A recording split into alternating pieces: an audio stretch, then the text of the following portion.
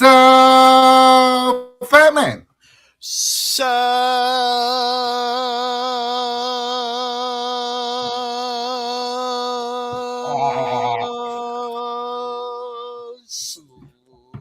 Canadian sleazy. Canadian sleazy. I almost said sleazy, but then I had to break habits, and because old habits die hard. Welcome everyone to another episode of the Wrestling Show. As always, we have War Games Has a Roof, Heavy G. Happening. Before we start into anything, I saw a picture, really a stat more than anything else I really wanted to bring up. Javon Evans was born April 29th, 2004. Okay. Rey Mysterio debuted at WrestleMania in 2003. They will be in the same match this WrestleMania. Yep. That's awesome. Oh God. Oh, I just farted. Which makes me bring up because I want to start off with this. I think it's fucking hilarious that Ray was like, I'm injured. I'm not fighting Gunther. Oh, Gunther's got a match? Oh, I can come back and go into a ladder match. Into a ladder match. So I heard of a news rumor. We'll start out right now that like he wants his retirement match to be against Dom in Mexico. In Mexico, yeah. Yeah. Obviously, like with AAA, what a great spot to do it. I was going to say, what do you think you're doing Triple Mania, AAA? You'd have to. Like, of all the big shows that they have, Triple Mania is their main WrestleMania. You know what I mean? Like, you would have to do that with them. Well, there, anyways. Personally. Fatman's texting. I am sharing the show, by the way.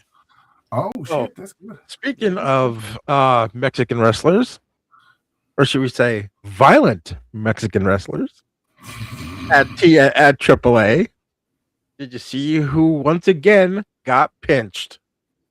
Oh, Del Rio. Yep. Yeah. Fucking idiot. We're talking about old habits? 20 years in prison. We should. 3 to 20. Like, what a fucking gaps. Okay, I had to get that part out of the Javon Evans thing because I thought that was pretty cool. I like starting this. You like starting this. We all like starting this. It is WrestlePlay. Heavy G, which of the 5 that we normally play should we do first? Let's do connections. Hey, I was also smart enough. Again, Thursdays, it's hard for my brain to remember to not play because we do it on the show. Last week's was easy. We got in like one try, I think. This week's looks a little like we always try to throw out something right quick just to be like, let's throw these 4 together. Well, the funny thing is, we're like these 4, and it was right, but it was like the totally wrong thing that what we were right about. Like dumb me would always want to put the 4 women together. Try it. Wrong. Whoa. Completely wrong. Why'd we got 2? Right. Okay. MVP. Cedric Alexander. You had me until he said Alexander. Oh, you put all the black people together. You racist. No, her Benjamin and MJF. I thought he was going to IC Champs thing because I saw McIntyre and Mysterio. As I was looking for another IC Champ, I realized there wasn't.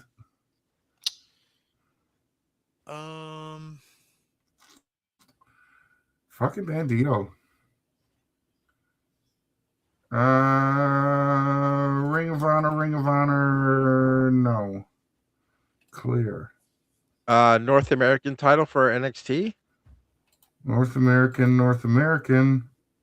That's it. Okay. Clear. Cruiserweight. Nope. 3 of the same group. Interesting. Nice, Wayne, Bandito, like they were all AEW.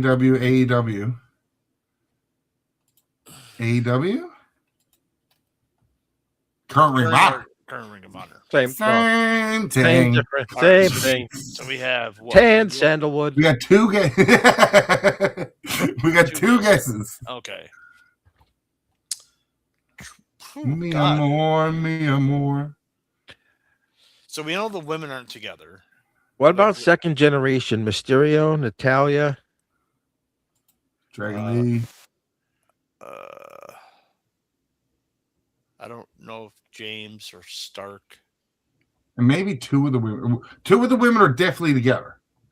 Because if we had 3, you know what I mean? This one's hard. This was harder than it has been the last couple of weeks. What 2 women would you put together? I put Natalia and Starks together. 4. Which you're like 4 what I don't know, because that we clicked off 4 women and said wrong, it's probably just the 2 and 2 aspect. So it's which 2 women would go together to figure out the connection. Is Last Legend second generation? I don't think so. No, she's a WNBA chick. I think it's her claim to fame. Natalia, Dragon Lee, McIntyre, and Wilson all foreign? Nope. Wrong entirely. Wrong entirely. Yeah. We need 2 women in the group, and we only got 1 guess. We don't necessarily need 2 women in the group. SmackDown. Fuck. Nope. Look though. Yeah, you had it the right way. You just picked the wrong ones. Yeah. Fuck's sake. Fucked up. Well, I bombed us. Fat man, pick one. Let's do the latter. Okay. If it's a 2-minute tongue, Ryan and I got this fucking within like. Yeah. Okay. So it was the first 10 TNA champions. Yeah, we just fucking blew right through it. All right, 2-minute timer and go. Last 1v1 opponents for AJ Styles as of 2025. John Cena. John Cena, Taker. Can you move it up? Cena's the most recent one. It's not Gunther because that was 2025. Had to throw it in. Seth, because the world title thing. There we go. Yep. Dominic Mysterio. Logan Paul. Dominic. Dom is there. Ray just goes. Finn Balor. Who the fuck did? No. Okay. Yeah. Yes. Yeah. It was Priest maybe. JD McDonough. Pay-per-view. No, pay-per-view. No. Well, you think about it. Taker was Mania 35, and we're up to Mania 42 when you think about the gap. McIntyre. Drew. No, Drew. Orton. Yeah, Randy Orton. Randy Orton. No. What about Cody? I don't think they wrestled on Cody. Cody yes, for the title in France, remember? Yes, that's right. Owens? Fuck. What about Punk? Just start banging them out now. Yeah. 30 seconds left. We're missing 3. Who the fuck are we missing? I'm trying to think of pay-per-view. SummerSlam, WrestleMania. He's been out for a while, too. So Edge. Yes, Edge is at Mania. Yep. Look, Mania. There's a gap. Logan Paul was at Mania. Cody, 15 seconds. Who was between Seth Reigns? I don't remember. Nova. Reigns. Penta. Fucking. Oh. We missed 2. Who was it? LA Knight and Aleister Black. Now that goes way back then. Yes, that does. 7 guesses to figure out the wrestler because the first one on the wrestling show is always John Cena. Whatever lets me type. Male, USA. An American male. American male. American male. Fuck off. American male. So now we bang. So less than, okay.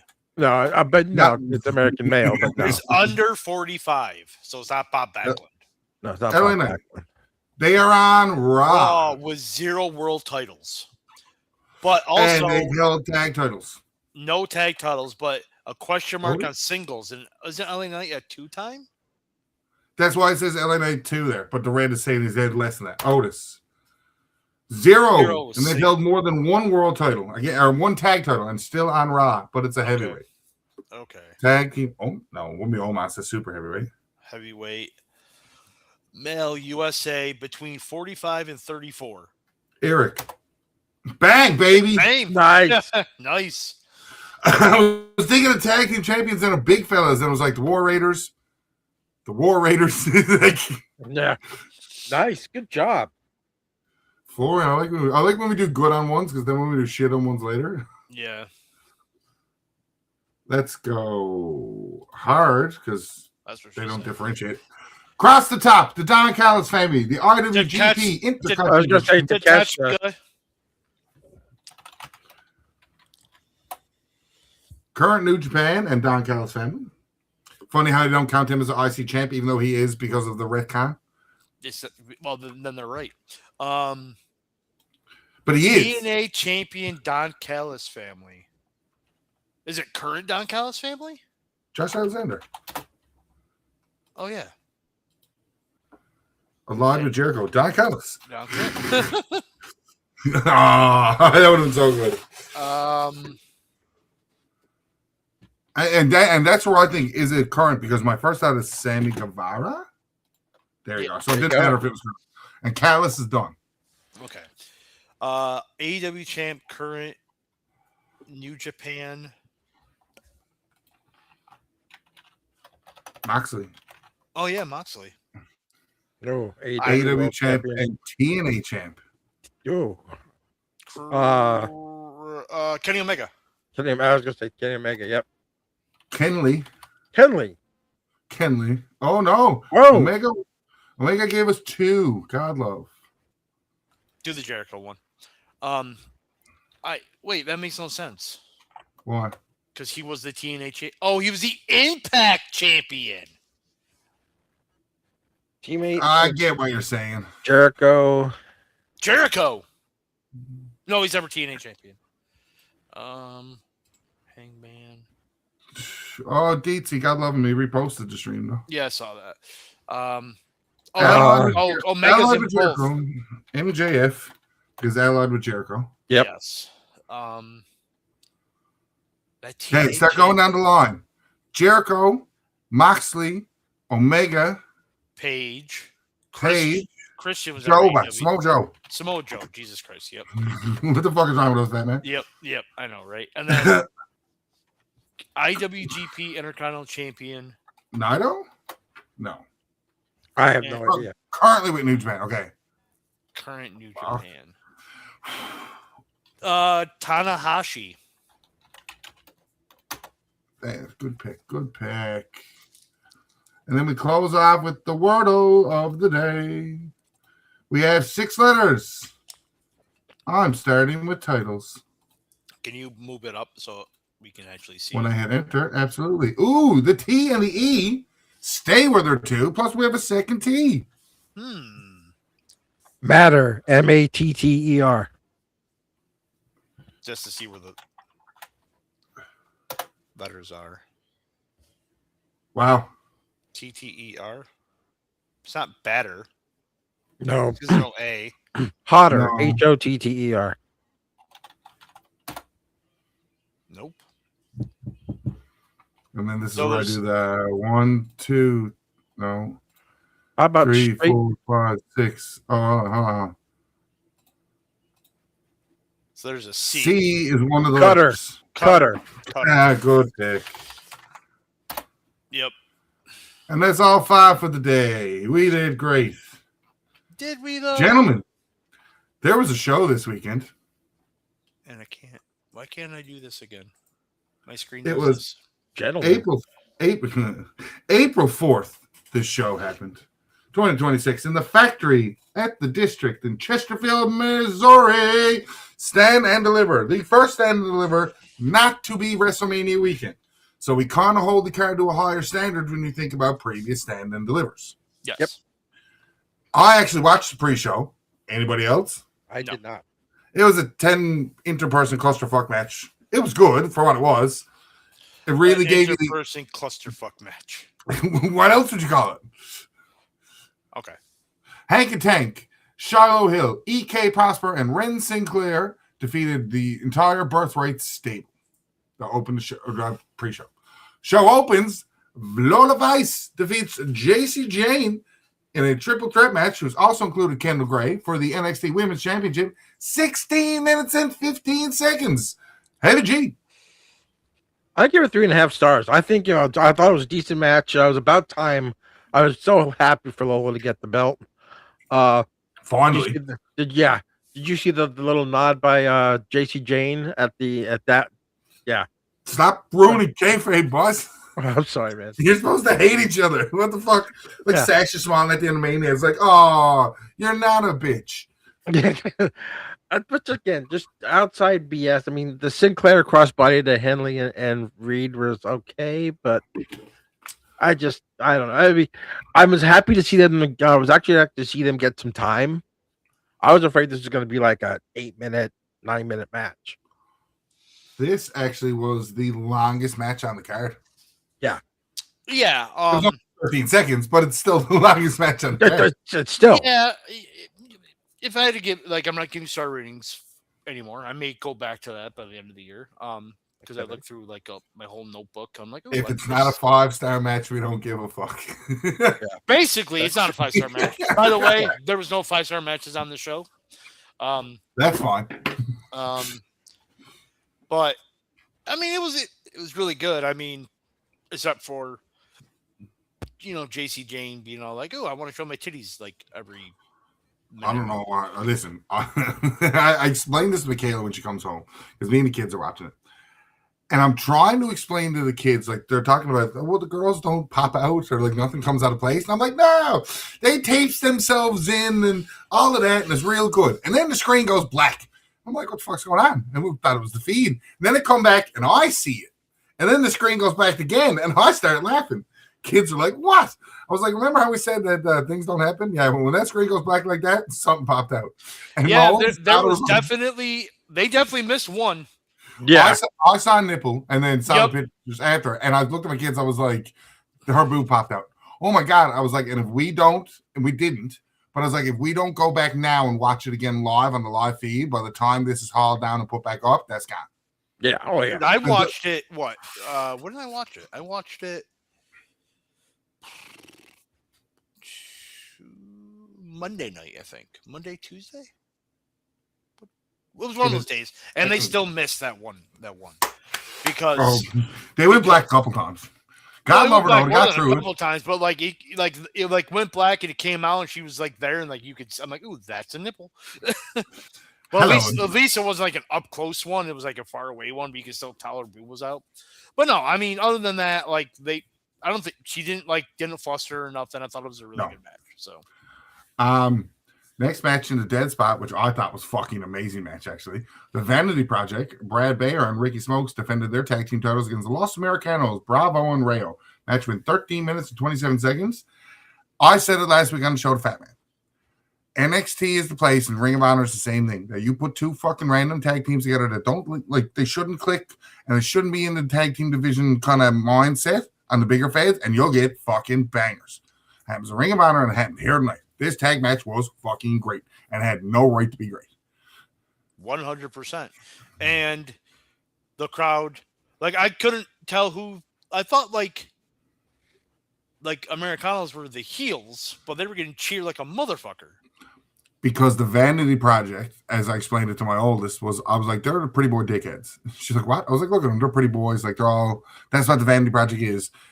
Of the two, they were going to be the heel, even though they're putting metal plates in their mask and hitting people with shit. Yeah. We shit on AEW for not knowing faces and heels all the time. There's a difference in not knowing faces and heels all the time and being put in a position like this where, okay, you're not going to cheer the fake Mexican mask guys, or you're not going to boo the fake Mexican mask guys? Okay, let's run with it. And they gave him a good team against him. Boz got a high-profile win over two really great talent, and they look strong. Yep. Mexican version of Imperium. That's all it is. That's Imperium. All it is. It's all it is. But is it though? No. Yes, but no. They love Kaiser's El Grande Americano because unlike Chad Gable, and the way Chad Gable had the gimmick was great and what it was going to be. And I was a big promoter of the Chad Gable version of that. Go down AAA, be the fucking piece of shit heel and it's clearly like you're fucking off on this. But then Kaiser took it over and learned the language and went down and did the shit. Like he got over organically as a fake Mexican. Yeah. Have 2 henchmen doing his work. Also over. Like, boss, why didn't you put a mask on you 3 years ago? Like, yeah. Like Tyler Bate and Pete Dunne are great fucking workers, and psychology-wise, they know what to do. Mm-hmm. As good as great workers they are, I always look at it as the Kurt Angle syndrome. You can be a great worker, but if you can't do this comedy shit too, and you can't show your fucking range, mask or not, Kurt Angle gave you everything. When you needed him to be serious, he was fucking serious. When you needed him to be goofy, wearing a stupid cowboy hat, playing the ukulele like it was a real fucking 6-string guitar, like that's what Angle's gonna do, right? Singing Kumbaya.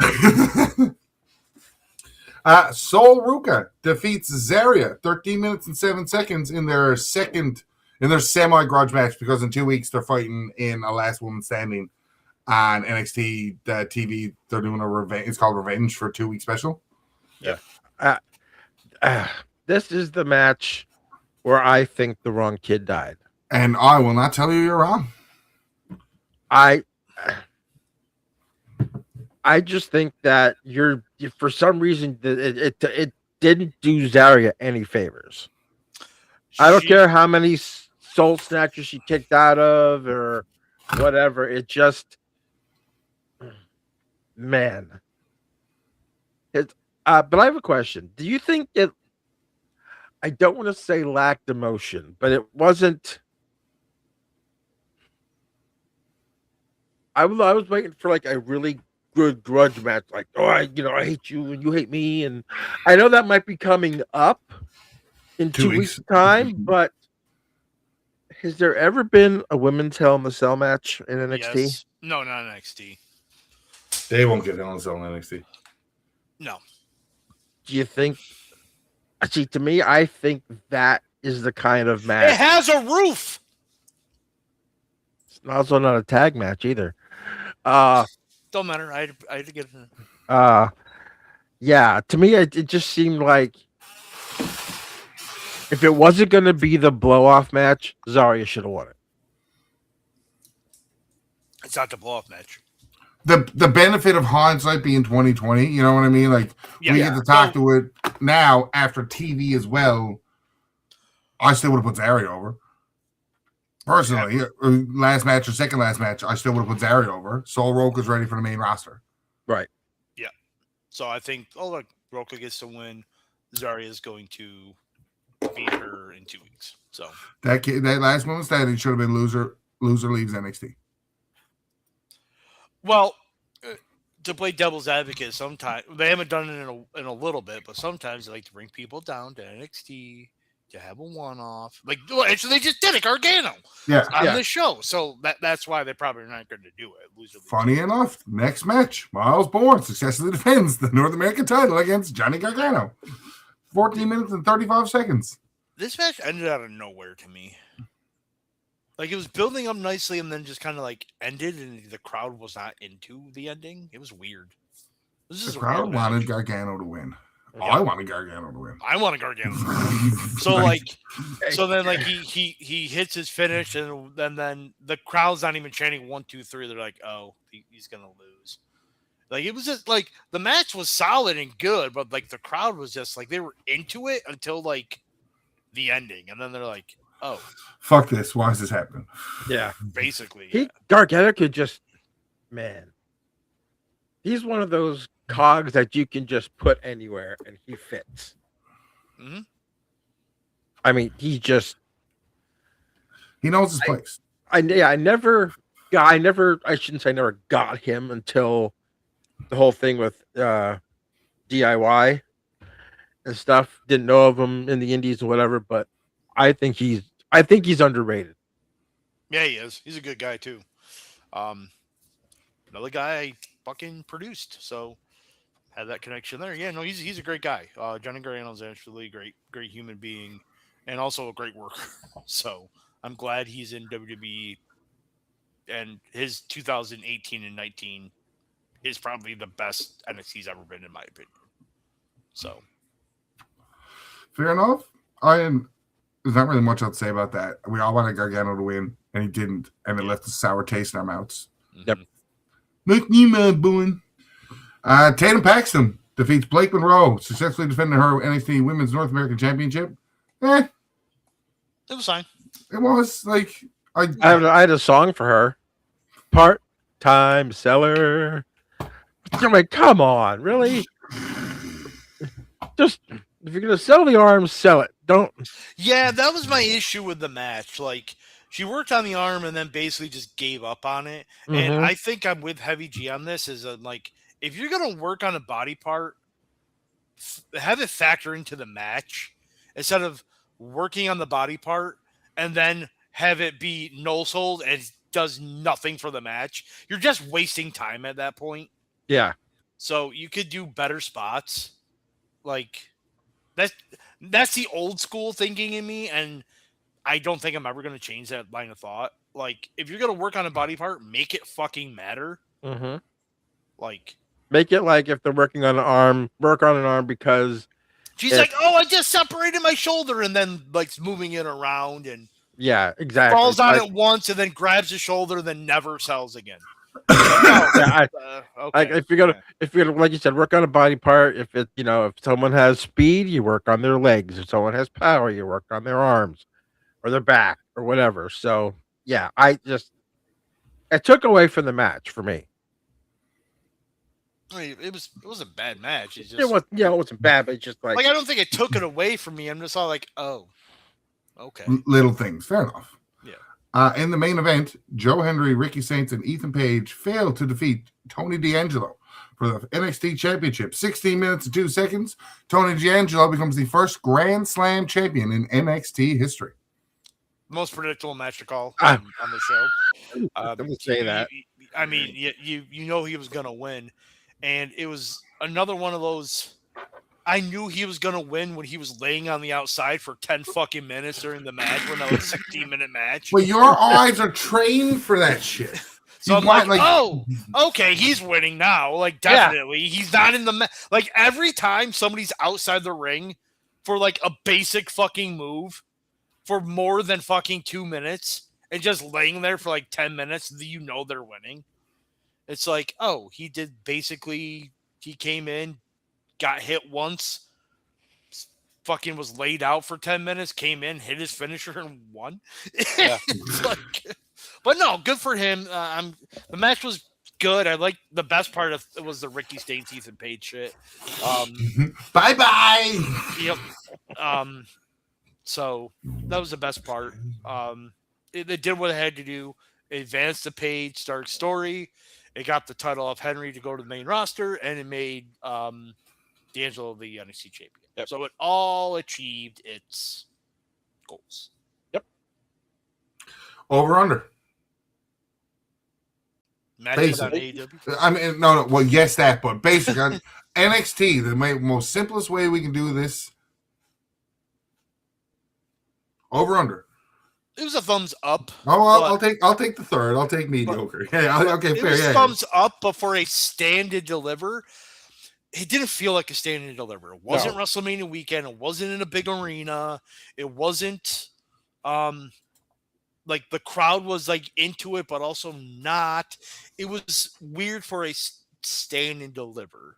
Yes. If this was like a Vengeance Day, like, okay, that's fine. But for a stand and deliver, I think needs to be WrestleMania weekend in a bigger arena. I mean, considering I've been to one, a stand and deliver with me. Yeah, it I don't want to say it lacked star power, but it wasn't. See, the year it didn't have that smarky crowd. The year because it's our 13th anniversary. That we were talking about it through our chat, and I posted on our group of like the connections, everyone. The year we went was the last year there wasn't a takeover. Yeah. Right? The 2013, our takeover was Ring of Honor. And if you look at that Ring of Honor card, it was probably a takeover.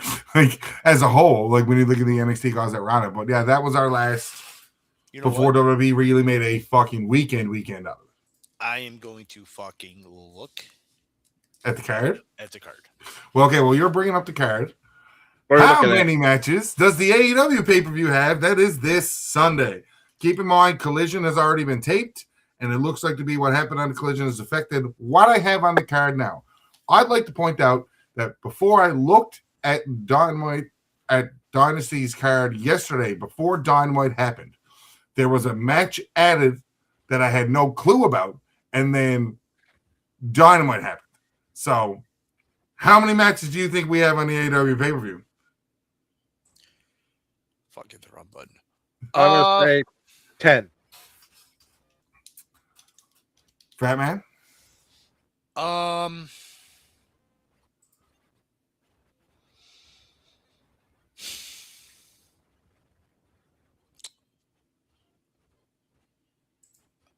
For some reason,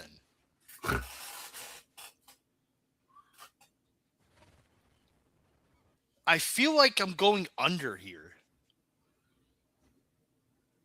I'm going to say 9. When we talked about this last week, there was only 4 matches announced for the AEW pay-per-view. Currently, I think they just added 5. Currently, we are standing at, including pre-show, 9 matches total for the pay-per-view.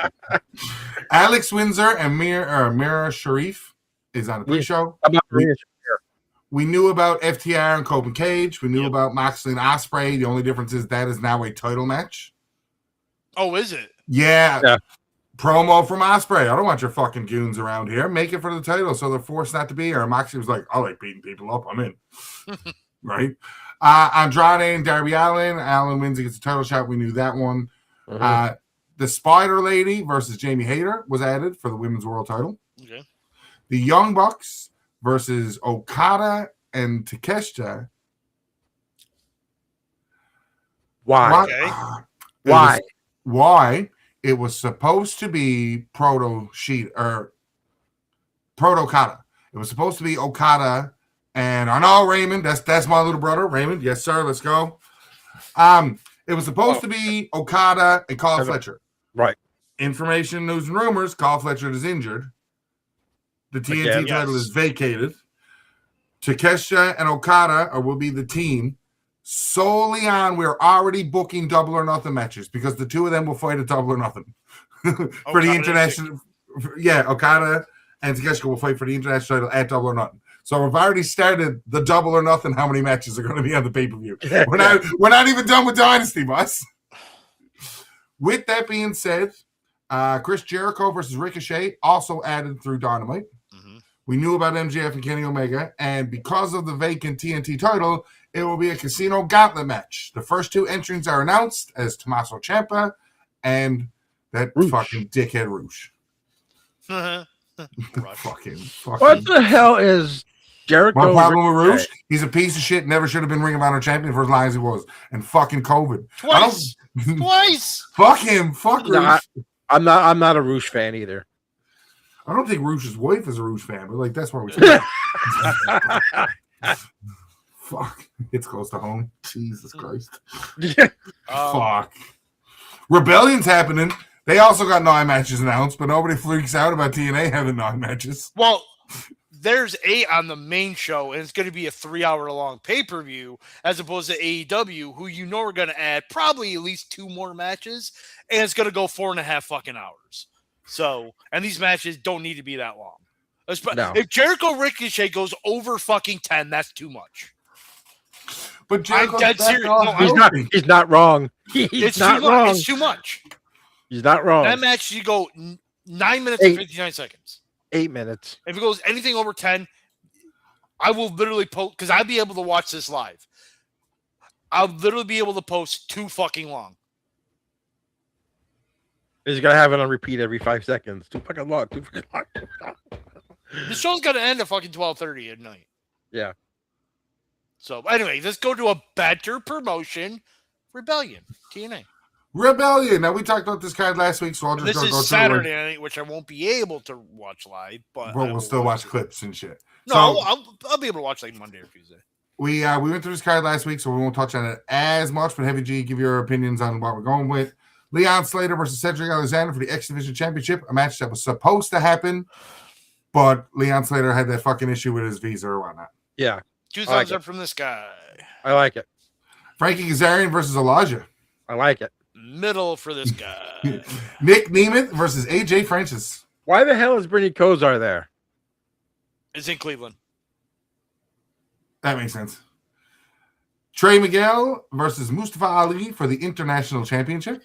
Wait, hold on. Hold on. That has the chance to be the match of the night. Oh, yeah. I'll get down later on the card and I'll give you one that might fight it. Not this one, though, but I think this one will be good. Ash by Elegance, because fucking Dana Brooke has returned. If nobody watches TNA TV, she's back and she's healthy and she can wrestle. Ash by Elegance, Heather by Elegance, and M by Elegance will face Mickie James, Taryn Terrell, and ODB in a 6-woman hardcore country tag team match. Bam! It'll be all right. Just not right. It's going to be. It's like the scale is just tipped a little bit. Not the thumbs up, not thumbs in the middle, but like thumbs quarter. 45-degree thumb. No, it's the Orange Cassidy thumb. But just up enough to be like, I might like this. That's good. Moose. iPhone. Thank you. Versus Special Agent Zero. That's going to be a banger, boss. Big meaty men slapping meat. I'm telling you right now, everybody's downplaying that. That's going to be a banger. Moose knows how to go, and Special Agent Zero, they've treated him the right way. Yep. Right? Ariana Grace versus Yi Ling Yi for the Knockouts World Championship. I'm done seeing them. Keep the story going, I guess. But I'm done seeing that match. The System, Bear Bronson and Brian Myers take on the Hardys for the tag team titles. I smell a title change. I was going to say, do you smell a title change? Do we see... You know, I know what I'm going to say. The Righteous interfering? You know what we're going to see, Fat Man? We're going to see fucking... We're getting a broken universe, baby. Yes, sir. We're getting a fucking Hardy compound match out of this. And don't tell me the Righteous aren't the right people to do it with. They are the right people to do it with. Yeah. Look how sad you are, because you know it's going to be fucked and great. And you're just like, I hate to admit so it. I think the pandemic kind of softened me up to these cinematic matches. Well, I mean, they had to. What softened me up for the cinematic match was actually Taker Styles. Yeah, the pandemic, yeah. So yeah, because those Hardy compound matches actually happened a little bit before. I'm like, these are stupid. And like, go back and watch them now with your appreciation of like the COVID fucking pandemic wrestling, and you watch them again. I guarantee you're gonna be like, these weren't as bad as what I thought they was. They probably won't be. They're no WLCs, Fat Man, but like, fuck and you. That is one of the greatest TLC matches ever. Double fuck. WLC. And double fuck you. To hear the boys talk about that after. Like Drew McIntyre takes a running dive from the ring. Drew McIntyre, running dive from the ring to the outside through a table. People are filing into the building while this match happened. It's criminal that never got on pay-per-view. It's criminal that match ever happened. Fuck you. Mike Santana versus Eddie Edwards, which I think is going to be match of the night for the TNA World Title. Eddie Edwards Feast of Fire World Title match. We still have Ziggler with a trophy. Yep. There's drama with that too, by the way. Ziggler and Leon Slater got pulled from the creative a memorial show. Yeah. Yep. Because they're fighting AEW guys. Yeah, it was supposed to be Ziggler versus MJF, but then they got pulled because they were fighting the competition or something, or due to what did MJF say? He was actually very politically he wasn't like an asshole about it. Other companies standing due to other companies' relationships or something like that. Wait, hey, listen, that is the most political answer you can give. Yeah, that's MJF instead of saying WWE wouldn't let. I was like, holy shit, MJF was political, right? Where did that come from? Was being politically correct. I do have the Super Card of Honor card from the night Ryan and I met. I was telling this story the other day about how I went and bought 4 beer for me and my 3 people I was with, and everybody said no, so I had to slam 4 large beer. Oh, All right, so did anyone watch the pre-show? We were the pre-show. Yes. It was. Yeah, okay, Heavy G. Here we go. Retro review time. It was Congo Kong versus Corey Hollis. Did we watch that? I do not remember that at all. I don't know. What year was this? 2013. 2013. So the main show opened with ACH and Tadarius Thomas defeating QT Marshall and RD Evans. I stole a tag team move from that match. I saw it live. I thought it was fucking deadly. But he hits him with a backbreaker, and he's on his knee, and his partner hits the ropes and hits him with a neck breaker off his knee to the ring, like a spinning neck breaker. QT Marshall and them do it. I thought it was fucking great. And I had to steal it when I came back home to go wrestling again. But yeah, that was a great little match. Mike Bennett with Maria Kanellis and Brutal Bob Evans defeat Shelton Benjamin. He was a surprise for us because he wasn't supposed to be there, wasn't it? It was supposed to be somebody else. I don't remember. Number one contendership for the ROH World Title. Michael Elgin defeats Jay Lethal. That was a fucking deadly match. And I'll talk about the story about the next day too at the because Sleaze and I went to the TV tapings the next day. Yes, that's right. Which I don't should have done something else. We did Hall of Fame. 10-man war. Team ROH. BJ Whitmer, Caprice Coleman, Cedric Alexander, Mark Briscoe, and Mike Mondo lose to Scum. I miss my Scum shirt. Cliff Compton. I was so proud to get one. Jimmy Jacobs, Jimmy Rave, Rhett Titus, and Rhino. Cliff Compton is a fucking piece of shit. Cornered by Steve Carino. Yes. With Steve Carino. This Carl Anderson was really my first real introduction into Carl Anderson. Defeats Roderick Strong. Heavy G, what a fucking match. Mm-hmm. Like it was that strong style before it was really, really big here, I'd call it. Could you watch it somewhere?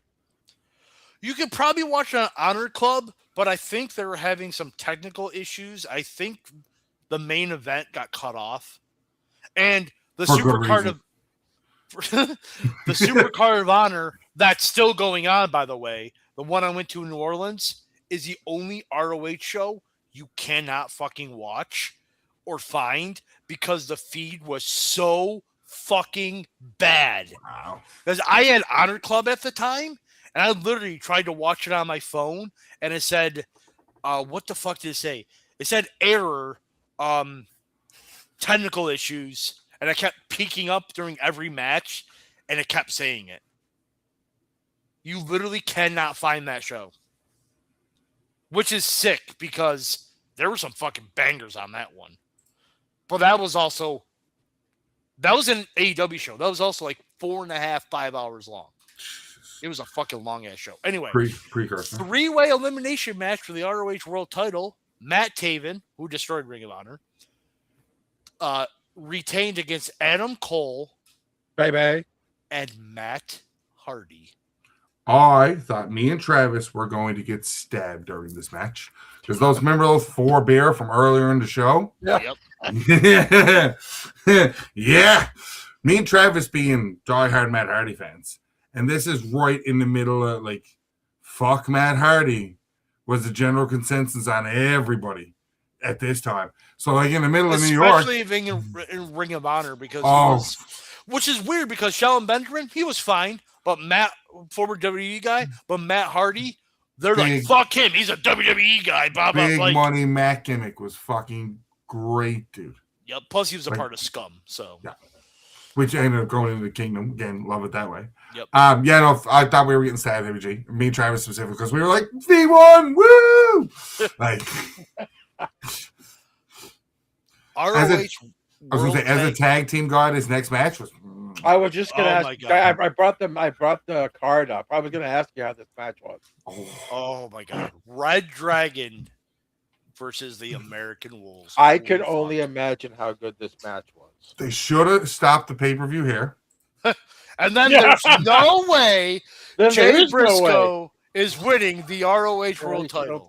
Which is so the funny thing was I agreed with Ryan. I'm like, Verbatim. I'm like, he ain't winning. Like Steve's retaining. Like Jay Briscoe, he's a tag guy. And then he fucking wins, and we're like, fuck this place, I'm out.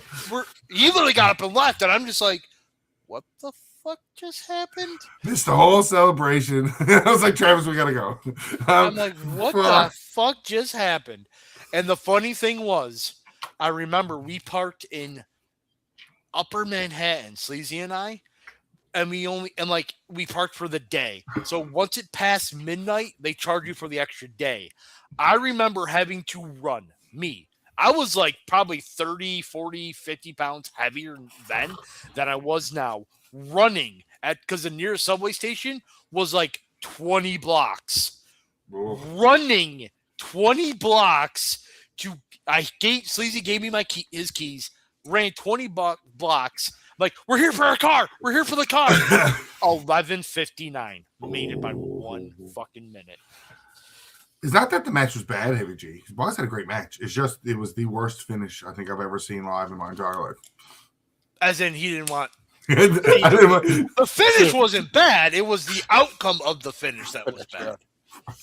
But I agreed. So the next day, we went to the ROH tape, and they had like a meet and greet beforehand. We got tickets for that, and Jay Briscoe's there, with the title. We're like, yeah, man. Like, I literally said to him, man, I met a guy, and he's just like, there's no way you're winning. Like, I'm like, and I said, I'm like, no offense to you, but like, I didn't think you were winning either. And he's like, that's why I love ROH. Like, they give people opportunities. And I'm like, yeah, you're right. And then Michael Elgin's there. And I was like, and Michael Elgin was my favorite ROH wrestler at the time. And I'm like, hey, Mike, I'm like a big fan because he also was in 2CW. And so he was in. So our first 2CW show was November 2012, and this was April 2013. And he was at that 99 Problem show. So we went to, at least I think I have the dates right. So that I'm like, Mike, remember us? We were in 2CW, and he's like, yeah. And I was like, oh, that's great, man. And I'm like, hey, just again, we were just marks back then. We weren't like working backstage or nothing at the time. And we're like, hey, I just want to let you know that you guys, you're my favorite wrestler. He's like, that's cool.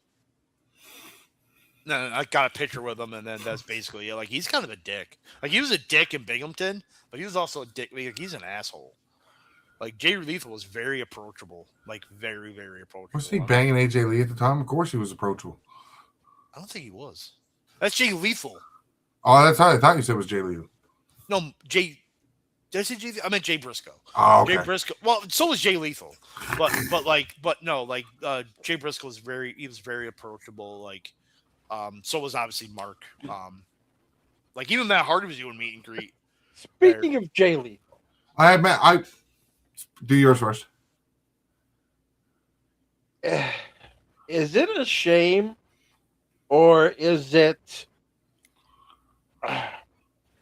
or does it matter that he never had a WWE run?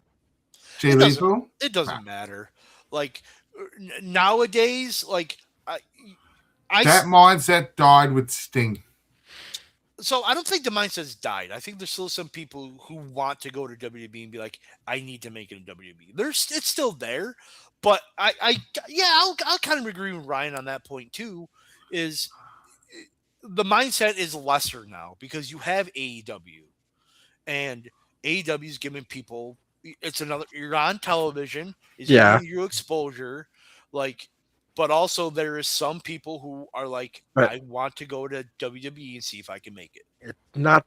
But it's not the show. To me, it's almost you get to AAA in baseball and you never make the show. It happens sometimes. But who says he wanted to go to the show? Yeah, you know true. what I mean? So and that's another thing too. The unpopular opinion is when you talk about going to the show, you have to include AEW. In terms of how far they've grown, I guess, like we're talking right now, currently 2026. If you're saying you're not making it to the show, it's one of those two. I'd even say TNA because of the AMC deal. So, I give you AEW, even though I don't agree with that. I don't think they've grown at all. They're stagnant. They haven't grown their product. They hit a plateau. Fair enough. So, but they're also on TV giving you exposure, Right. which is absolutely fantastic. I'm never ever gonna say, oh fuck AEW, they're on TV. No, fuck that. Like I criticize because I care. If you listen to our show in 2019, I was bashing WWE so fucking hard. It was a terrible product. There's some aspects of WWE I don't like today, but at the same time, oh god, no, 2019 WWE was terrible. It was fucking awful. Like the pandemic was like the best thing for them. And no, the mixture of the pandemic and AEW. The pandemic was the best thing for Dom. The pandemic was the best thing for Reigns. That started that bloodline storyline because he went away. Because he was going through like leukemia and shit. The pandemic actually came back. Yeah. The pandemic actually helped Drew. No, it didn't. So it exploited Drew. No, because he won the Rumble before the shutdown. He was winning that title either way. So I don't think it helped Drew at all. But I mean, it I don't think it hurt him either. But at the same time, like, but yeah, that mindset, like, it depends on the person too, man. Like, Jay Lethal, like, he's had bangers in ROH with great fucking talent. Mm-hmm. So, I mean, and then they had the match with Flair. Yeah, and TNA too. Like, whoa, like he's like I consider ROH a world championship. Obviously, like there are what's up, bud? Yeah, but ROH title is a world title. Yes, so he has been a world champion. Like he's a recognized world champion. So, but you see a lot of great stars like that when they go to WWE get minimized. Again, it so, and you also got to think about it this way too. Like back then, 300 days a year. Do you really want me on the road for 300 days a year? Yes, you're making great money, but like you're away from your family 300 days a year, and when you're home, you're doing laundry. Like, and to get back on the road again. Like, so you're not really spending any time with your family. You're making, like, nowadays it's different. It's like, what, 180, I think now? Work 4, off 3, kind of deal. Yeah, plus, and like, you get to live in Florida, because that's where most of them are living now, like, because of the performance centers down there. So you can go in to train. Like, it's totally different now.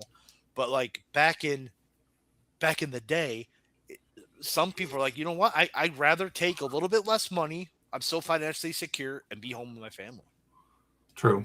And then still be able to do indie dates if I wanted to. Yeah, see, yeah, because there were a lot of wrestlers that I absolutely Christopher loved Daniels on the indies. is one of them too. I loved on the indies that I thought that'd be killer in WWE. Oh, I'm not saying he would not have been killer. I'm not saying that. I don't think he would have got the chance. That's another with Lethal. I don't think so either. Like he's Ryan's gonna pop at this. He reminds me of a better Jonathan Gresham. So I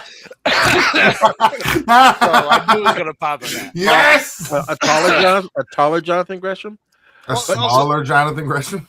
But is it so? Jonathan Gresham's more of like your angle light. Like he's a technical wrestler. I like Jonathan Gresham. Don't get me wrong. But I think Jay Lethal, he has a personality. You can tell from this machismo thing. He knows how to cut a promo and he knows how to work. He just had to find like the right gimmick in WWE to make it work. And I think he would have. Would he have been a world champion? I don't think so. Would he have been like an Intercontinental US champion? Yeah, I can see that. To me, the biggest thing that I remember, the one that I loved that they absolutely just screwed over was Sami Callihan. Did they screw him over though, or did he screw himself over? Well, they just didn't do anything with him. Like they did the NXT, they were going to do the fucking hacker gimmick, and it just kind of went away. Went away. Yeah, exactly. It's like I mean, I see the same thing like with Blake Monroe. They got her, and they're pushing her, but they're not. Like with realistically, though, where do you put her on the main roster with all the names up there? That she's not going to get lost in the shuffle. That is also the same problem AEW has. Like Jordan Grace? Exactly. Like, how the fuck is she not a world champion in that mindset? You know what I mean? Yeah. But like AEW, to their credit, and Tony Khan said this millions of times, they do rotations. You won't see wrestlers for a couple months. Like WWE don't really. Everybody wants to be on TV all the time with WWE. WWE's, well, that's the thing, because WWE's mindset is, if we're paying these wrestlers X amount of dollars, we're going to get X amount of TV time from them. And they can't go work anywhere else. Yes, they can have a YouTube channel, kind of supplement some income, but they can't work anywhere else. With AEW, you can, and this is a benefit of working for AEW. Yes, you won't see people on for 2 to 3 months, but they can also take indie days to keep making money. Right. I'll challenge that a little bit, because the mindset of that is gone. Natty does Bloodsport every fucking time Bloodsport comes up. Well, the mindset is, it's very rare that WWE does that. Yes, they do it more often now, but again, they with their bigger names, yes. But with logically thinking about it, TNA and AAA and GCW are 3 companies that are very much beneficial that get hands on somebody that has those 3 initials attached to them, the WWE, whether it's main roster or lower down that. They are allowed to go, I guess, more. They just can't go as much as AEW guys can. Yes. I would be the better way to put it, I'd say. Yeah. Because like a lot of them are still making their money. Yeah, and they're still under AEW contracts, so they're going to be making their money either way, sitting at home or not, especially if it's a guaranteed contract. But then they can still. So again, I'm not faulting AEW for putting people under contract, and then they'll make buku amounts of money. It's 2 philosophies here, and I don't think either of them are wrong. Is WWE is paying their talent X amount of money, so they're trying to get the people who are over more screen time, which makes sense, and trying to build a new crop of talent, which is NXT, or trying to get someone naturally over on the main roster. Well, AEW is all like, we'll do a rotation. Like, if someone's over, we're going to keep them on TV, obviously. Look at Tony Storm. But, like, Chris Statlander, like, Mercedes Moné wasn't even on their last pay-per-view. Thank you. Thank you for triggering that. She vacated her last title. I saw that. I'm not a dickheadish way to say it. It's just funny that that's what happened. But yeah, she vacated and just like they couldn't get the travel figured out. Everybody's saying that she lost her 13th title. I will continue to take the same stance. It was her 11th title. The other 2 weren't real. They were just props. Yep. So, so there's different philosophies. Neither of them are wrong. It just it is what it is. It's a landscape of professional wrestling today. Yep. So, I mean, which seems like every year we're like, this is the healthiest wrestling's ever been. Like it just is. And WWE's getting backlash for ticket prices, which they should, especially in this fucking economy. Which they should. Good for them being self-aware with the whole CM Punk Bob 2026 with the ticket prices. That was but funny enough, that end comment about TKO and ticket prices is edited out of stuff. So, I mean, good for them, but they do need to lower ticket. This isn't. Listen, 2 years ago, fine. Now in this economy, you can't. You got to read the room. And to be honest, the economy has gotten way worse over the last month. So, and Ryan lives in Canada. He doesn't know what it's like here in the States. Edibles, energy drinks, cigarettes. I don't care about anything else in this world. That money goes to the wife to deal with all the rest of the shit. Like, economy is like, doesn't matter. I'll live in a box. Give me those 3 things. I'm sorry, Netflix, because I needs me wrestling. So, what do you guys take on the Pat McAfee situation with the Orton? Fuck you! I just had an article up to talk about that. I literally just clicked on an article to talk. WWE reportedly going back to the drawing board with the whole Pat McAfee thing. Being that we are not in the inner circle and the business and like how they're running shit in WWE and TKO, we can only speculate and take the rest of the dirt sheets words as gospel or not gospel or twist our own opinion and fact about it. Does Pat McAfee make sense being the person talking on the phone with Randy Orton? No. Yes and no. No. No, because it's fucking Pat McAfee. How does that make sense? Yeah. Right. Yes, Pat McAfee has had a history in NXT and WWE, especially associated with it, of running his mouth and talking down or up to people like he's had his stable and trying to do things his way. If it wasn't going to be a wrestler, I don't think anybody else would have been a better pick than Pat McAfee. If it wasn't going to be a wrestler. If it wasn't going to be a wrestler. Because the only wrestlers, there's only two wrestlers that should have been on that phone. His dad or Kevin Owens. Yep, Owens. Either one of them is fine, but being as Pat McAfee saying the same shit that Kevin Owens would have said, I don't hate it as much as everybody hates it. If it's a way to get McAfee to be the heel announcer, okay, fine. It should be Owens. Like it should be Owens. Owens just got pulled from a signing at WrestleMania weekend too. See, to me, the better person to have on that phone would have been Stephanie. Why? The royal family comment.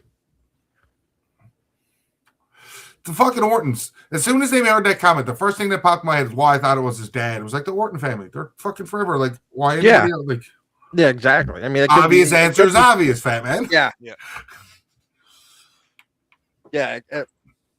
Actually, Orton, I think, Orton Senior's, Bob Orton Senior's better, or Bob Orton Jr., where it is. Bob, okay, I just figured it out. My stoner brain, I just figured it out. Fat Man Heavy G, let me cook. Okay. It's better that it's McAfee. You weren't going to hate Kevin Owens. Most of the generation don't know who the fuck Cowboy Bob Orton is. True. It is easy to hate this man because he is an outsider. Outside. You know what I mean? Like, in terms of that aspect, like, he's been interviewing in WWE and NXT forever, so he's not really an outsider. But to those 15,000, 10,000 people every single week, he's running his mouth about us, and he's an outsider. See? So we have Bob wrestled in JCW as well. Bob Orton gets around. We have the WrestleMania cards, but according to WrestleVotes, the Vision and ISO Speed versus the Usos and LA Knight will open night 1, while Oba Femi and Brock Lesnar will open night 2.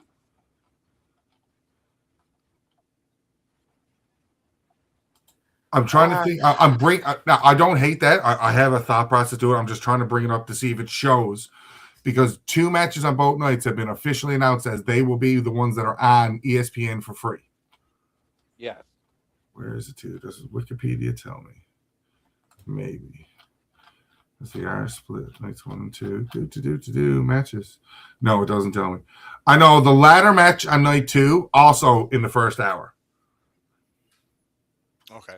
Okay, so they have them listed in some type of semi-order. The other one on night 1 is Jacob Fatu and Drew McIntyre is on the first hour. I best 2 matches of those nights that if you haven't had the pay-per-view order by now and you watch the 2 of them, you're gonna want to get the rest of it. Yeah, I feel like that's not a world title match. That's the best offering you can offer people to entice them. But Fatu McIntyre? No. I Show Speed and the Vision. Like that match specifically, because eyes are coming with I Show Speed that might have never watched wrestling before in their fucking lives. True. The ladder match is car crash. People are going to be entertained. I wonder what the rest is going to be like. And it's fucking Brock Lesnar. People are going to come to watch that might not. So Fatu McIntyre is going to be that way too, right? Unsanctioned is why that one I think gets the nod. All the rest I can confidently back up. That one I think is just because it's unsanctioned. Why have it free? You're watching of your own free volition. I get that, but if it's an unsanctioned match, that's the old guy in me. It should be where if it's unsanctioned, it should main event. Let's be yeah, fair. maybe semi main, but it should be where if something happens, something. They don't want to be held responsible, so it should happen before or after the show. On the hour free, I guess, is the loophole with that logic. But also, to me, it's gonna water it down. It's already. You're the old man. Shut the fuck up. Get off my glass. Get off my lawn. The War Games has a fucking top. That's what I said. I know it's the old guy. Fucking Tommy Rich motherfucking asshole. Take it easy. Apparently Nikki Bella's hurt. So there's rumors she's getting swapped out. Yeah. That the Bellas will be swapped out for the Kabuki Warriors. Oh, I didn't hear that one. But I heard Julia and Kiana James. But then I hear the Kabuki Warriors. But then if she is cleared to wrestle, then it's going to be Io versus Asuka. Announced. On the main card, Yeah. Did you happen to see Liv Morgan get the goose egg? Jesus. Fucking Roxanne Perez. Not as bad as no, because Roxanne Perez was kind of still when it happened. Liv Morgan's the one that got whiplash.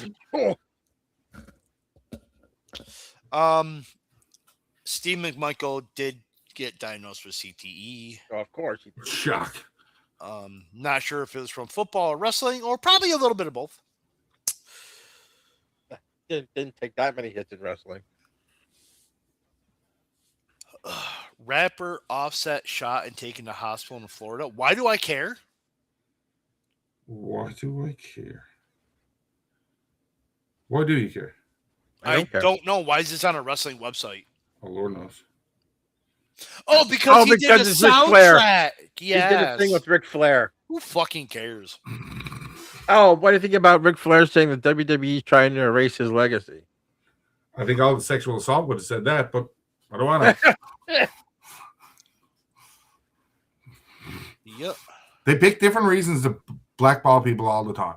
So, it's hard for us to say. Did you hear now he's saying that he has 21 world titles now? He was just going along with the 16 and... Yeah, no, but he said that. I've heard him say that for a while now on that fight and how many world titles he's had. Right? So that's not a new thing out of him. And I got to bounce, gentlemen. I know for me, anyways. After Dark next week in Jeopardy. All the love. All right. We'll finish it up. So here on Unanswered Points, this world. Yeah. The Bellas are overrated. So listen, I agree, but I never really thought that either one of them are attractive. But Nikki Bella's aged like fine fucking wine. I don't know. Yeah. I'm like, oh my God, I really don't find her attractive. But no, she's looking fucking fine. But no, anyway, New Japan released their schedule for the G1 Climax. Their opening night is going to be July 11th in Chicago. But it's the only American date. So. Got a question. Yep. Totally off the wall question. 7. If you were to pick a woman wrestler to date, give me your top 3. To date? Yes. Are we doing Mary Fuck Kill? My top 3. God. Of all time. This is fucking hard. Of all time. I mean, currently. Okay. Pun intended. I mean, I got to go with my bits on the show. Alexa. Sasha. And Zelina. I got to do my bits. They're my bits. My 3 would be... Oh, and fucking Lola Vice. Oh, my God. Yeah. Lola Vice. My number 1 would be Nikita Lyons. I don't know, man. She got a fat ass, but that's about it. Hey. I mean, so was Lola Vice, but then Lola Vice, then Rhea. Okay. Just curious. I like mine tiny. And we lost viewers. Cool.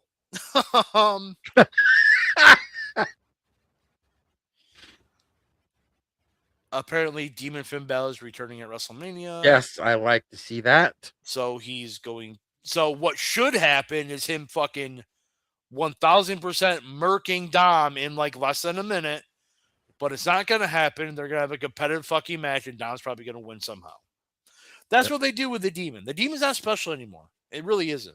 No. Until he needs to just murk people when he comes out, not have competitive matches.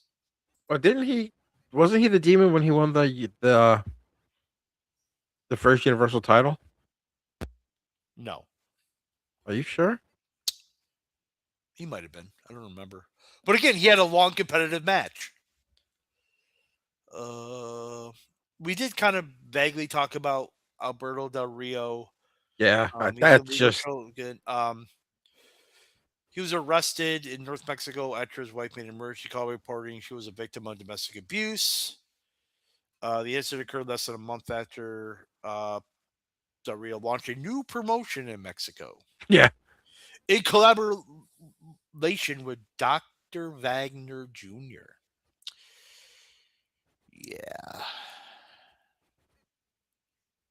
What a dum-dum. Yeah. What a dum-dum.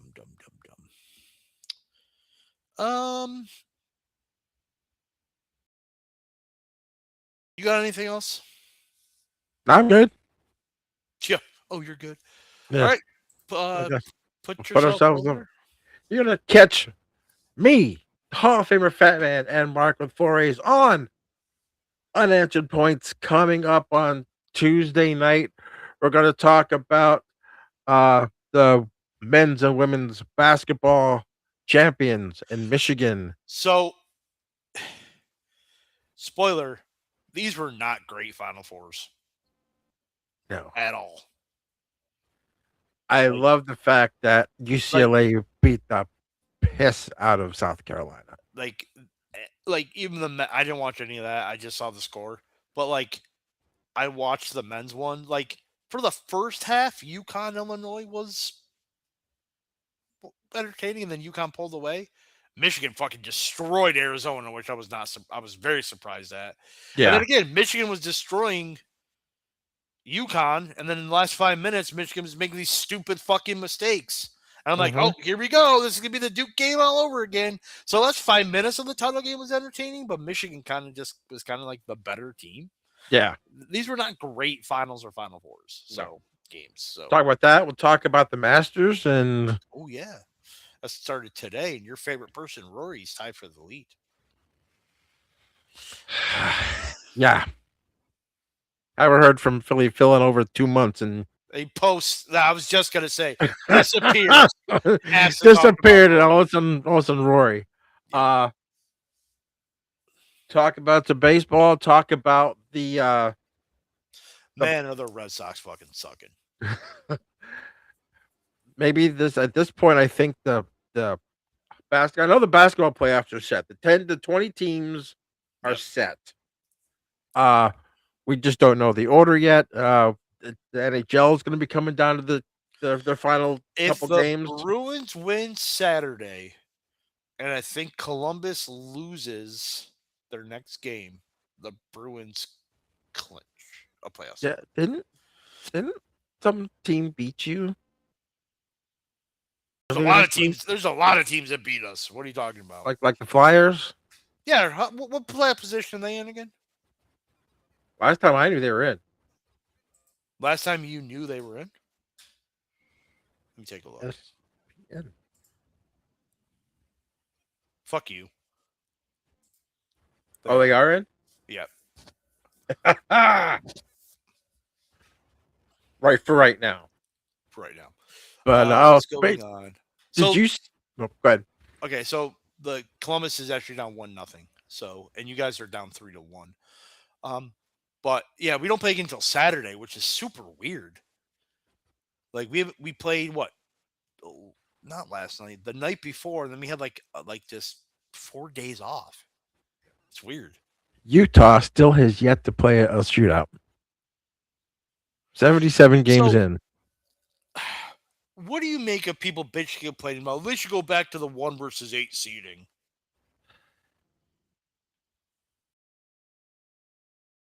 It's still going to work out the same way. Yeah, but if you do the 1 through 8 seeding, you're gonna have possibly 5. Yes. 5 in one division, 3 in another. Yes, they want to make it so at least one team from each division. Yes, like make it to elite. See, I don't mind the 1 through 8, to be honest. I don't mind this either. Like, No. I'm looking at the West standings right now. It's literally like the top 8 are in order. So, I mean, the East. Yeah, you're gonna get the top 8. You're gonna get. I see what they're saying. They want so it would be. I see what they're saying. It actually won't be in order. They want to have it'd be Colorado versus Nashville, and then Dallas would play Utah. Minnesota would play the Ducks, and then Edmonton will play the Knights. And then in the East, it would be Carolina would play Ottawa. And then you would have to have the Sabres would either play the Bruins or Penguins. They both have the same record. But if you did the 1 through 8, the same teams will be in. There's a possibility that the top 4, especially with how bad the Pacific is. I don't care. Get the best teams in. Oh, I agree. Which they're doing now. Yeah. So So I would prefer top 8, to be honest, where you go 1 plays 8. That's just how every sports works. The NHL has to be different. It doesn't matter. The NHL has. I will say I think you're getting better matchups in the first round doing it this way. Yeah, because these teams know each other because they play each other so much in the division, and they're physical games. Yeah, I feel like you get better matchups in the first round, and even the second round. But I mean, I would prefer the 1 through 8 seeding, but you're still getting the same teams in. They're just playing different teams. Yep. So it doesn't matter to me either way, but I see where people are going for, but. And we are 2 weeks away. We're actually not going to be on this show in 2 weeks. No. We have our NFL Draft Spectacular, where we picked our round 1 mock draft, and we're actually going to be doing it right along with the draft. Yes. And we are going to be on for the full duration of the first round. It's lucky I'm coming back from being out of town and be late, so I'll be able to sleep for the day. A lot of travel. I'm just gone to town for basically a day and a half, 2 days. I'm leaving 7, 8 o'clock in the morning on a Tuesday, be back 10 o'clock on a Wednesday. So, and I'm catching 2 baseball games. Nice. So, yeah. Well, this is a wrestling podcast, so we'll talk sports Tuesday. We can get off the tangent of the complete wrestling show. A fuck you to Ryan, who had to probably be a dad. Yeah. Thanks to Heavy G for joining us. Dietz is still dealing with he's still in rehab. Yep. So he's still dealing with some stuff. He'll be on when he can. Next week, 2 shows to cover. 2 pay-per-views, Dynasty and Rebellion. We're probably still going to be watching Dynasty by next week. Yeah, it's probably still going to be on.